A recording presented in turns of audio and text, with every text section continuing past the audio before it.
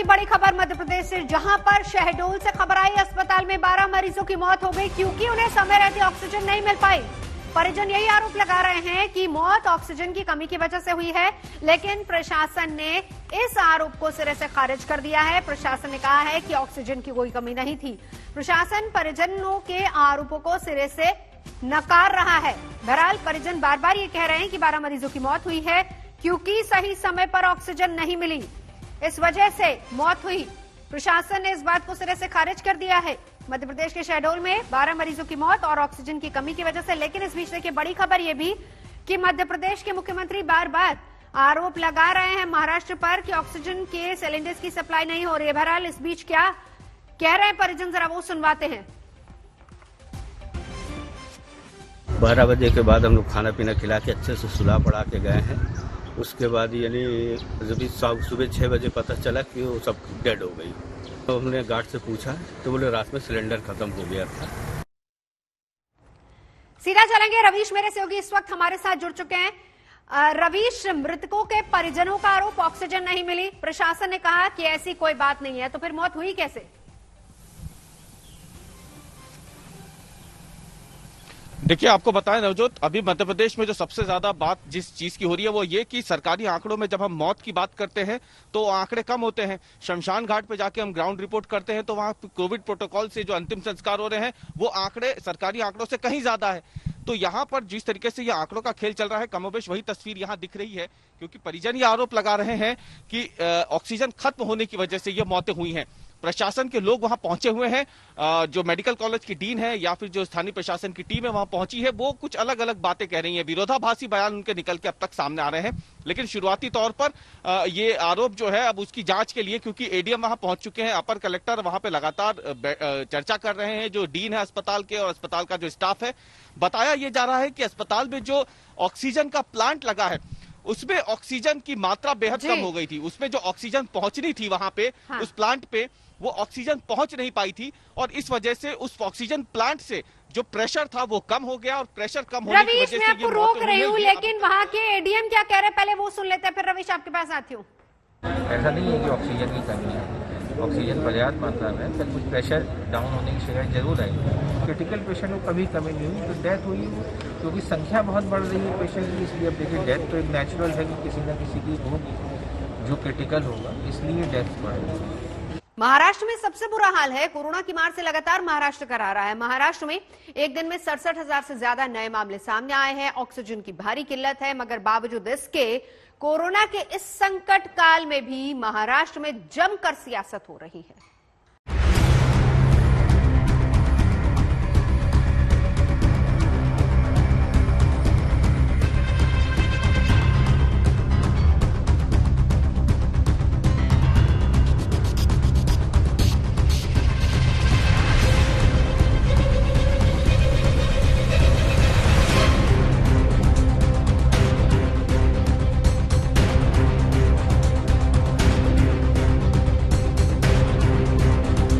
अस्पतालों में जगह नहीं बची, दवाइयों का अकाल पड़ गया है,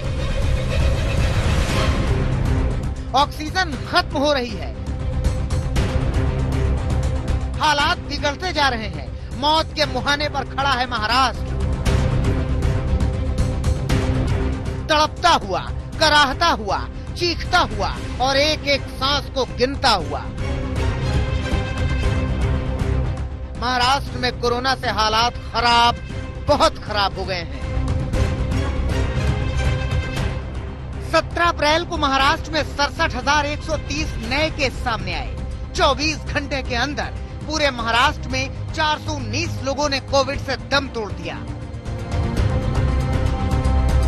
सबसे बुरी स्थिति पुणे, नागपुर और मुंबई की है। मुंबई में पिछले 24 घंटे में 8,834 नए केस सामने आए हैं, जबकि 24 घंटे के भीतर मुंबई में कोरोना से 52 लोगों ने दम तोड़ दिया। हालात बिगड़ते जा रहे हैं, इसीलिए मुंबई की मेयर कह रही हैं कि सरकार महाराष्ट्र में संपूर्ण लॉकडाउन लगाने पर विचार कर रही है।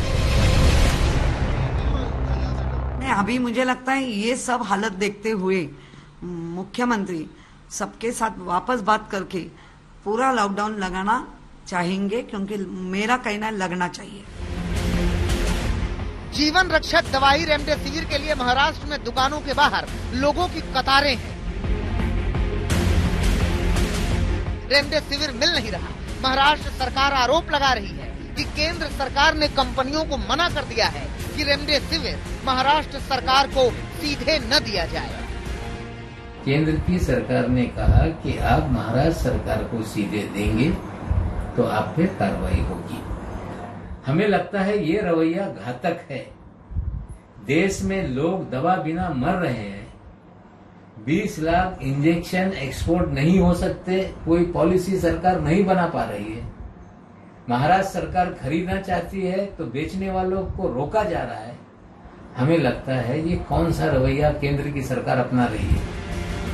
नवाब मलिक का ये आरोप संगीन है, लेकिन बीजेपी इस आरोप पर नवाब मलिक को घेर रही है।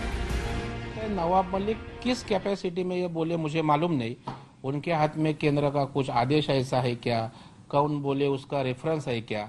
मुझे लगता है ऐसा कुछ प्रूफ रह के बोलेंगे तो उस बोलने में कुछ दम रहता है।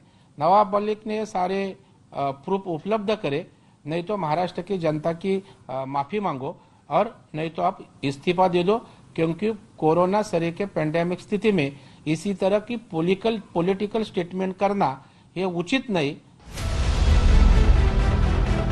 महाराष्ट्र में ऑक्सीजन की भारी किल्लत है। महाराष्ट्र सरकार की ओर से कहा गया है कि 1200 से 1500 मैट्रिक टन ऑक्सीजन चाहिए। इस बाबत महाराष्ट्र के मुख्यमंत्री उद्धव ठाकरे पीएम मोदी से बात करना चाहते थे, लेकिन आरोप ये है कि पीएमओ से कहा गया कि पीएम बंगाल की रैलियों में व्यस्त है, लिहाजा कोरोना के बढ़ते खतरे के बीच जागरूकता बहुत जरूरी है और ये जानना भी जरूरी है कि आखिर कोरोना के खतरे से खुद को कैसे बचाया जा सकता है और अगर कोई कोरोना संक्रमण की चपेट में आ भी जाता है तो उसे क्या करना चाहिए।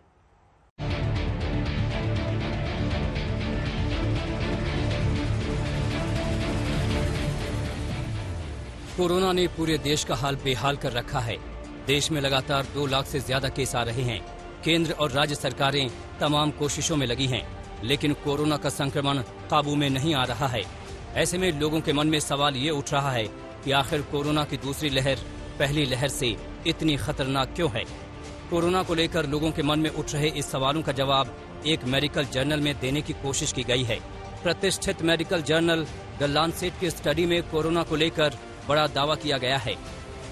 द लांसेट में प्रकाशित स्टडी ने उन दावों को चुनौती दी है जिसमें कहा गया था कि कोरोना का वायरस हवा से नहीं फैलता, बल्कि सिर्फ ड्रॉपलेट यानी मरीज के छींकने पर मुंह या नाक से निकलने वाली बूंदों से फैलता है। लांसेट की नई स्टडी का दावा है कि कोरोना जिस तरह से फैला है उतनी तेजी से हवा के जरिए ही कोई वायरस फैल सकता है। लांसेट की स्टडी में इसके 10 कारण गिनाए गए हैं। इसमें कहा गया है कि क्वारंटीन होटलों के एक दूसरे से सटे कमरों में रह रहे लोगों में भी कोरोना फैला, जबकि वो एक दूसरे से मिले भी नहीं। स्टडी के मुताबिक ऐसा होना हवा के जरिए ही संभव है। स्टडी में उन इमारतों में कोरोना का संक्रमण ज्यादा पाया गया जहां वेंटिलेशन की सुविधा कम थी। यही नहीं, स्टडी में ये भी कहा गया है कि अगर सिर्फ ड्रॉपलेट से कोरोना फैलता तो अस्पतालों में जहां डॉक्टर और स्वास्थ्य कर्मी पीपीई किट समेत तमाम सुरक्षा उपायों से लैस होते हैं, उनमें कोरोना नहीं फैलना चाहिए था। यकीनन ये नई स्टडी लोगों को परेशान कर सकती है, लेकिन ऐसा नहीं है कि इस सूरत में लोगों के पास बचाव का कोई उपाय नहीं। डॉक्टरों का मानना है कि अगर हवा से कोरोना के फैलने की बात सही भी है तो मास्क ही इससे बचाव का सबसे कारगर उपाय है। प्रोटेक्ट करने का सबसे बेस्ट जो तरीका है और सबसे आसान तरीका है वो है मास्क। अब तो नई स्टडी भी आ गई लैंसेट की जो कहती है कि ये एयरबोर्न ट्रांसमिशन है, ये हवा के जरिए ही ट्रांसमिट होता है ज्यादातर। ये ड्रॉपलेट क्योंकि पास ही गिर जाते हैं, अनलेस आपके मुंह पे ही कोई छींक दे या खांस दे या आप बहुत पास हो और बात करें तो एयर ड्रॉपलेट से होता है। नहीं तो ये वायरस जो है ये हवा में है, हवा में फैलता है। तो उसको रोकने का एक ही तरीका है, वो है मास्क। देश में कोरोना की दूसरी लहर में चिंता वाली बात बच्चे का संक्रमित होना है, जिनका आंकड़ा तेजी से बढ़ रहा है।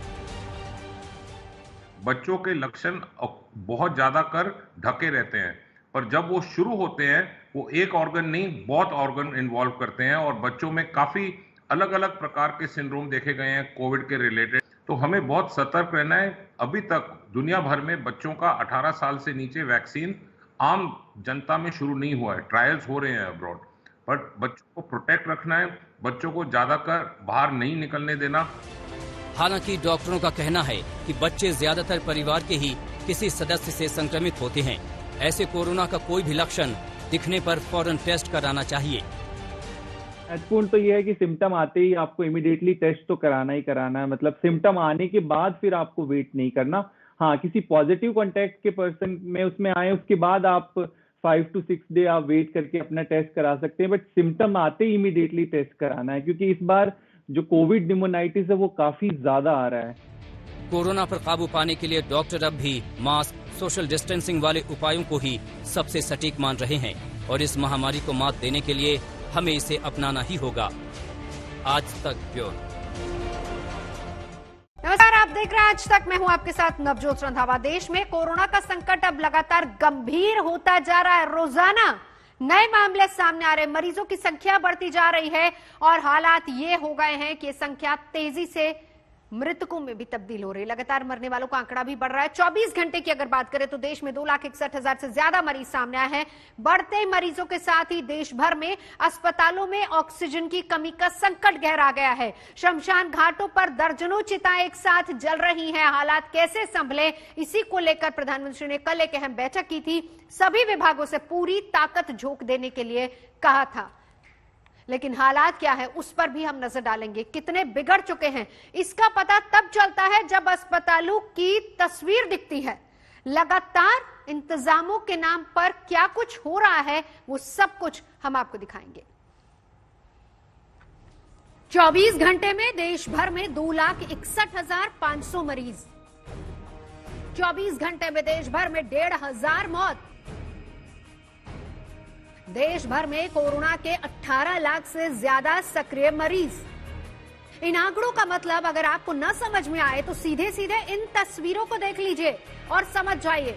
अस्पताल भर चुके हैं, गंभीर मरीजों को भी जगह नहीं मिल रही है। जो मरीज भर्ती हैं उनके लिए इंतजाम नाकाफी है।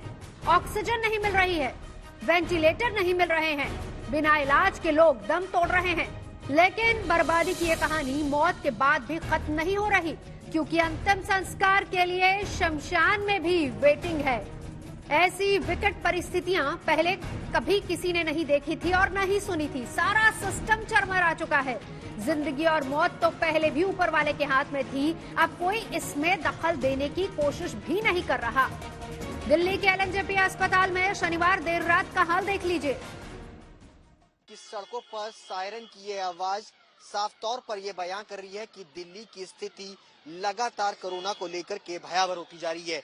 दिल्ली का कोरोना का सबसे बड़ा अस्पताल लोकनायक जयप्रकाश अस्पताल के बाहर है। हम आपको तस्वीरें दिखाना चाहेंगे कि लाइन से लगातार एक के बाद एक जो एम्बुलेंस है उसमें मरीजों को यहाँ पर इंतजार कर रहे हैं अस्पताल में एडमिशन के लिए, लेकिन एडमिशन जो है वो लोगों को नहीं मिल पा रहा है। परिवार वाले यहाँ पर है। कितनी देर से, कहाँ से आप आए? गाजियाबाद से। क्या कह रहे हैं? 5 घंटे हो गए जी। अभी देखेंगे अंदर है। क्या कह रहे हैं? अभी देखेंगे। मेरा पेशेंट अब तो अंदर ही है। मेरी भाभी है, प्रेग्नेंट है, 9 मंथ पूरे हो चुके हैं, डिलीवरी केस है मेरा, तो उनको देखने वाला कोई नहीं अंदर भाई जी। हाथ से फिसलते हालात को देखते हुए कल रात ही प्रधानमंत्री ने समीक्षा बैठक की। इंतजाम सुधारने के लिए पूरी ताकत झोंक देने की अपील की, लेकिन जमीनी हकीकत प्रधानमंत्री की अपील और नसीहत के उलट दिखाई दे रही है। कल ही केंद्र सरकार ने जीवन रक्षक रेमडेसिविर इंजेक्शन के दामों में कटौती का ऐलान किया ताकि जरूरतमंदों को दवा मिल सके। ठीक उसी वक्त गुरुग्राम में करीब 2,500 से ज्यादा इंजेक्शन की 25,000 रुपए में कालाबाजारी हुई। हॉस्पिटल सप्लाई का है, वो भी गवर्नमेंट हॉस्पिटल सप्लाई का। तो मैटर ऑफ इन्वेस्टिगेशन ये है कि गवर्नमेंट सप्लाई का इंजेक्शन बाहर आया कैसे, और इसी तरीके के लोग हैं जो कालाबाजारी कर रहे हैं, और विभाग इसके मामले के ऊपर अपनी नजर बनाए हुए और सतर्कता से काम कर रहा है। महामारी का कहर पूरी दुनिया और पूरे देश में ही है, लेकिन भारत में 5 राज्यों की स्थिति सबसे खराब है। महाराष्ट्र में 24 घंटे में 67,123 मरीज दर्ज किए गए। उत्तर प्रदेश में 27,334 मामले सामने आए। दिल्ली में 24,375 मरीज, कर्नाटक में 17,489 मरीज और छत्तीसगढ़ में 16,083 मामले दर्ज किए गए। इन 5 राज्यों का आंकड़ा देश भर के मरीजों का करीब 58% है। कोविड के खिलाफ जंग को लड़ने के लिए सब प्रकार से व्यवस्थाओं को विकसित किया है। हम इस समय भी जब कोविड के मामले थोड़ा ज़्यादा तेजी से बढ़ रहे हैं, हम निश्चित रूप से इस सर्ज को भी और इसके कारण पैदा हुए चैलेंजेस को भी ओवरकम करने में सफल होंगे। मौजूदा वक्त में कोरोना संक्रमण पिछले साल की तुलना में करीब 3 गुना हो चुका है, लेकिन पिछले साल के लॉकडाउन से उलट इस बार लोग घरों से बाहर हैं। मतलब यह है कि संक्रमण का खतरा फिलहाल तो रुकता नजर नहीं आ रहा। दिल्ली से सुशांत मेहरा के साथ आज तक ब्यूरो। तो तस्वीरें देखकर तो कम से कम अंदाजा यही लगाया जा सकता है कि संक्रमण का खतरा इतनी जल्दी जाएगा नहीं। अब हम आपको हिंदुस्तान की तस्वीर दुनिया के दूसरे मुल्कों के साथ किस तरह की है वो भी आपको दिखाएंगे। हालात कैसे हैं, अगर हम देश की बात करें, हिंदुस्तान की बात करें तो किस तरह के हालात है वो जरा देखिए। तो रोजाना नए मरीजों के मामले में अगर हम बात करें, जहां पर अमेरिका पहले नंबर पर है, आप इन आंकड़ों को देखकर समझ जाएंगे कि अमेरिका जहां पहले नंबर पर है, इस साल 8 जनवरी को यहां पर 3,09,000 से ज्यादा मामले आए थे। वहीं दूसरे नंबर पर भारत है। बीते 24 घंटे में हमारे देश में 2,61,000 से ज्यादा केस दर्ज किए गए हैं। और इसी के साथ देखिए ब्राजील का नंबर कहां आता है, ब्राजील तीसरे नंबर पर आता है। रोजाना मौत के मामले में किस तरह से हिंदुस्तान की स्थिति है और कैसे अगर हम उसको दुनिया के दूसरे देशों के साथ कंपेयर करें तो वो क्या फिगर सामने आती है। इसमें भी देखिए अमेरिका पहले नंबर पर है, लेकिन 12 जनवरी को उतने केसेस सामने आए थे जहां 4,448 मौत हुई थी। इसी तरीके से दूसरे नंबर पर ब्राजील है, जहां पर 6 अप्रैल को 4,211 मौतें दर्ज की गई थी। 20 जनवरी को ब्रिटेन में सबसे ज्यादा मौतें 1,823, जबकि चौथे नंबर पर यहां भी हिंदुस्तान बीते 24 घंटे में 1,501 लोगों ने अपनी जान गंवाई है। तो इस बीच देखिए कि अमेरिका में जहां 4,484 लोगों ने दम तोड़ा है, वहीं अगर उसको भारत के साथ कंपेयर करेंगे तो आंकड़ा हिंदुस्तान का ज्यादा है। और अब एक्टिव मामलों की भी बात कर लेते हैं। क्या तस्वीर एक्टिव मामलों की निकल कर आती है वो भी देख लीजिए। सबसे ज्यादा सक्रिय मामले अमेरिका में दर्ज किए गए थे, हालांकि वो जनवरी, लेकिन हिंदुस्तान की बात करें तो पिछले 24 घंटे में एक्टिव मामलों की तादाद और आंकड़ा ये इन फिगर से समझा जा सकता है। तो इन विकट हालात में जब सांसों को लेकर संघर्ष लगातार चल रहा है, उस वक्त मध्य प्रदेश से ऑक्सीजन संकट की खबर आ रही है। शहडोल में ऑक्सीजन की कमी की वजह से 12 लोगों की जान चली गई।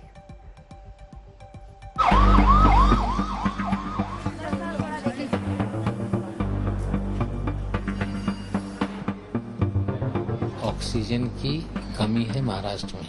देश में लोग दवा बिना मर रहे हैं, कौन सा रवैया केंद्र की सरकार अपना रही है?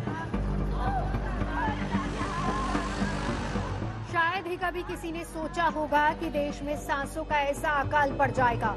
अस्पताल के अंदर, अस्पताल के बाहर, एम्बुलेंस में, अपने घरों में कोरोना के शिकार लोग सांस के एक एक कतरे के लिए तरस रहे हैं, लेकिन ऑक्सीजन सिलेंडर ढूंढे नहीं मिल रहा। देश की हाईटेक राजधानी हो या फिर किसी बीमारू राज्य का छोटा शहर, हर जगह हालात एक जैसे हैं। कोरोना तो सब जगह पहुंच गया है, लेकिन मदद कहीं नहीं पहुंच रही।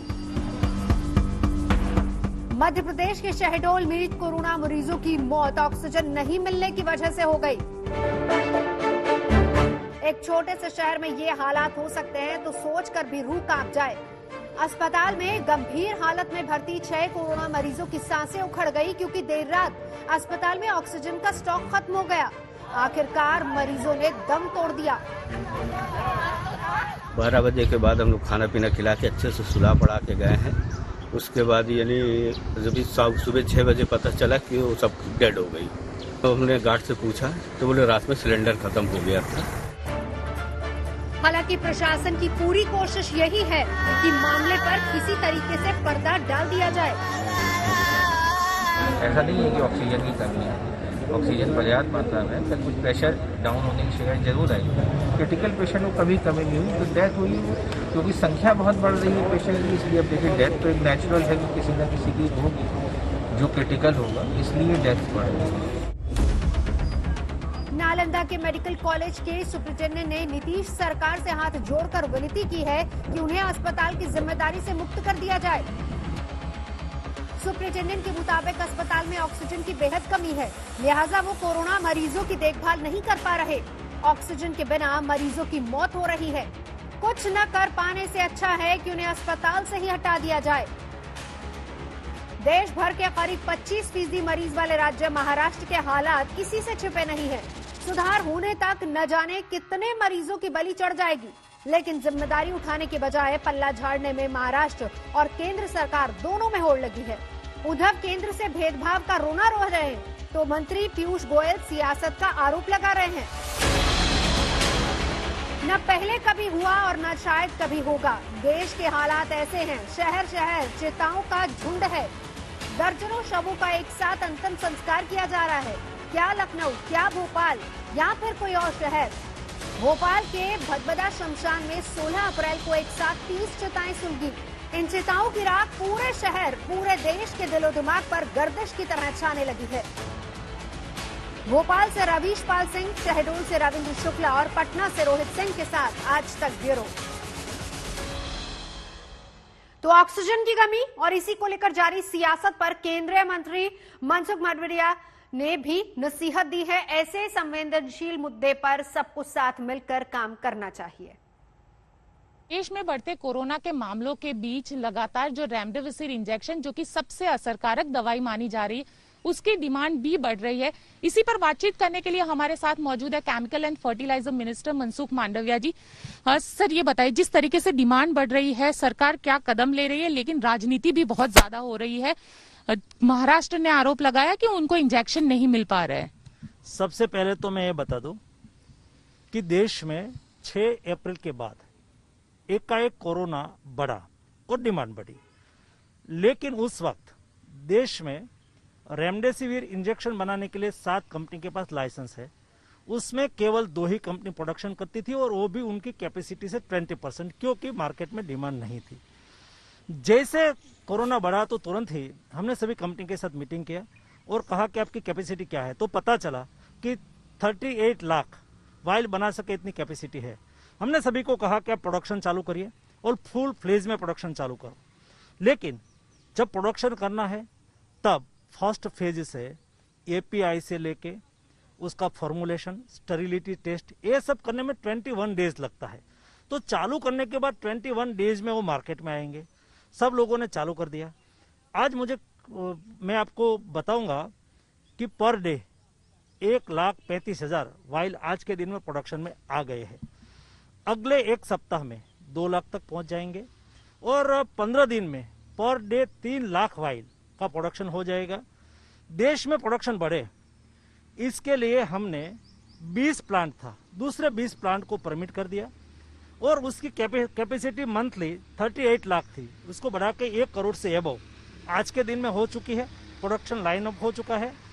सेकंड, ये क्रिटिकल स्थिति है और पेंडेमिक की सिचुएशन में कोई भी गवर्नमेंट हो, स्टेट गवर्नमेंट, सेंट्रल गवर्नमेंट, हम सब लोगों को साथ में मिलकर काम करना चाहिए। ये आक्षेप प्रत्याक्षेप का, एक दूसरे पर दोषारोपण करने का समय नहीं है। ऐसी राजनीति कोई भी ना करे, ऐसी मेरी सभी से रिक्वेस्ट है। कोरोना के संक्रमण चक्र और इन्फेक्शन पर बात करेंगे। पिछले 45 दिन की अगर बात की जाए तो कोरोना की रफ्तार लगातार तेज होती जा रही है। दावा यह किया जा रहा है कि कोरोना का नया स्ट्रेन ज्यादा ताकतवर और खतरनाक है। अब दुनिया के सबसे सम्मानित मेडिकल जर्नल में शामिल द लेसन की एक रिपोर्ट के मुताबिक कोरोना महामारी को लेकर बहुत बड़ा खुलासा हुआ है।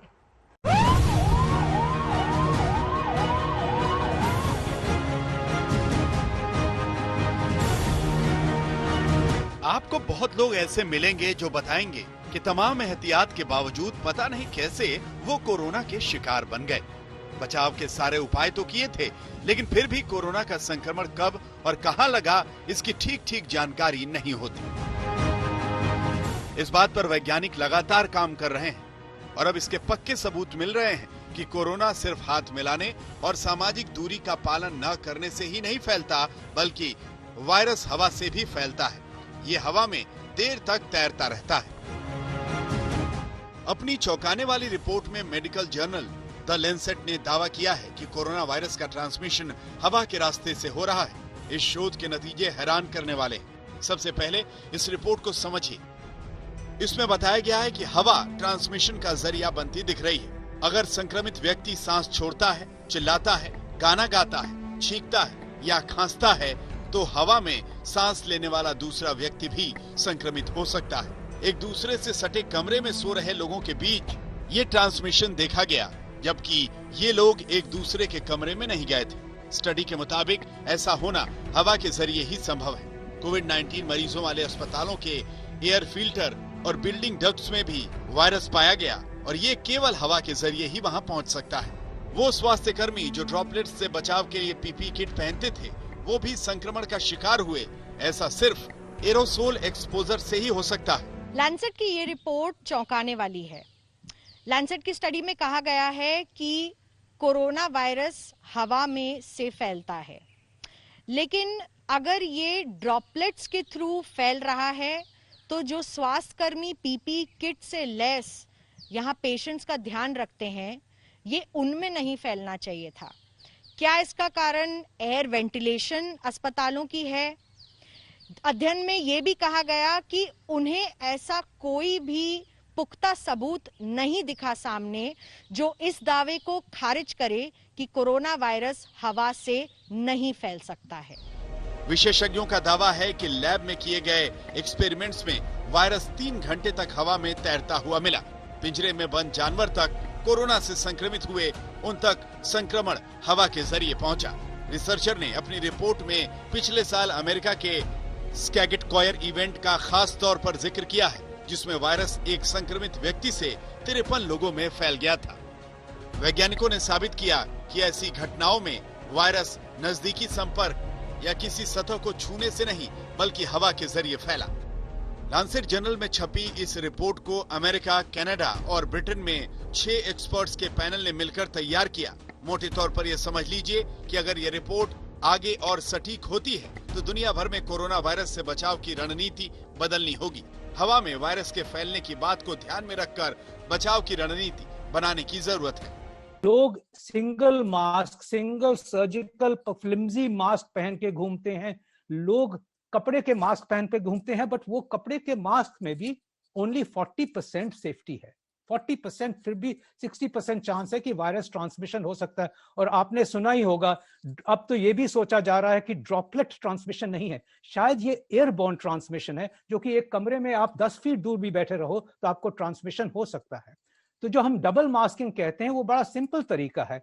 ये जो सर्जिकल डिस्पोजेबल मास्क आता है, ये ₹1 से ₹1.5 का आता है और ये रोज फेंका भी जा सकता है। इसको अगर आप ऊपर लगाएं और इसको सेफली लगा के अगर इसके ऊपर आप कपड़े का मास्क लगा दें तो आपकी ट्रांसमिशन प्रैक्टिकली 95% तक रुक सकती है अगर दोनों लोग डबल पहने। फ्लोरिडा अटलांटिक यूनिवर्सिटी के एक शोध के मुताबिक खांसने पर भारी ड्रॉपलेट तो जमीन पर आते हैं, लेकिन बेहद छोटे कण हवा में तैरते रहते हैं। खांसते हुए हवा में 3 फीट तक कणों के पहुंचने में 2 सेकंड का वक्त लगता है। 12 सेकंड में ये 6 फीट की दूरी तय कर लेते हैं और 41 सेकंड में 9 फीट तक पहुंच जाते हैं। अब इस शोध में द लैंसेट में छपे नए रिसर्च की बात को भी जोड़ देते हैं। लैंसेट वाले नए रिसर्च ने दावा किया है ऐसे छोटे कण 1 से 3 सेकंड तक हवा में सक्रिय रहते हैं। काफी दूर तक तैर सकते हैं। एक बंद कमरे में स्पेशली जहाँ पे वेंटिलेशन नहीं है, वो काफी दूर तक किसी भी इंसान को इन्फेक्ट कर सकते हैं, चाहे वो 2 मीटर हो, चाहे 4 मीटर हो, चाहे 6 मीटर हो। ये कैसे पता लगा? ये 1 साल पहले ही मालूम था मुझे, तो मतलब मेरे को कोई सरप्राइज नहीं हुआ। ये जो आर्टिकल आया है, जो इन्होंने पब्लिश किए, ये सारे जो शोध है ये ऑलरेडी पब्लिश हो चुके हैं और ये कहीं ना कहीं एक्सेप्टेंस है, साइंटिस्ट ने एक्सेप्ट ही नहीं किया था। सबसे हम बात कर रहे हैं तो WHO वर्ल्ड हेल्थ ऑर्गेनाइजेशन ने काफी भ्रमित किया पूरी दुनिया को और ये इसका एक पार्ट है। सवाल उठता है कि इससे बचाव कैसे होगा। एक्सपर्ट्स की माने तो मास्क लगाने से 80% तक खतरे को टाला जा सकता है। इसलिए फिलहाल मास्क से बड़ा कोई और सुरक्षा कवच नहीं। इतना तय है कि अगर इस रिसर्च पर WHO की मुहर लग गई तो कोरोना प्रोटोकॉल में भारी बदलाव आएगा। हालांकि WHO इससे पहले हवा से वायरस के फैलने की दलील को खारिज करता रहा है। लैंसेट की स्टडी में ये सीधे तौर से कहा गया है कि क्योंकि एयरबॉर्न ट्रांसमिशन साबित करना मुश्किल है, इसका मतलब ये नहीं कि ऐसा नहीं हो सकता है। काफी ऐसे एविडेंसेस प्रेजेंट किए गए हैं जहां पर इंडोर सेटिंग में एयर फिल्ट्रेशन डक्ट से या फिर एरोसोल स्प्रेड होने से कोविड-19 इन्फेक्शन फैलता है। ऐसी जांच लैंसेट की स्टडी में सामने आई है। इसका मतलब ये कि क्योंकि वायरस हवा में नहीं दिखाई दे रहा है, इसका मतलब ये नहीं है कि वो हवा से नहीं फैल रहा है। और मास्क लगाना, अंदर कमरों में ज्यादा कम टाइम स्पेंड करना और ऐसी कई चीजें हैं जहां पर विशेषज्ञ ध्यान देने को इस वक्त कह रहे हैं। मिलन शर्मा के साथ आज तक ब्यूरो।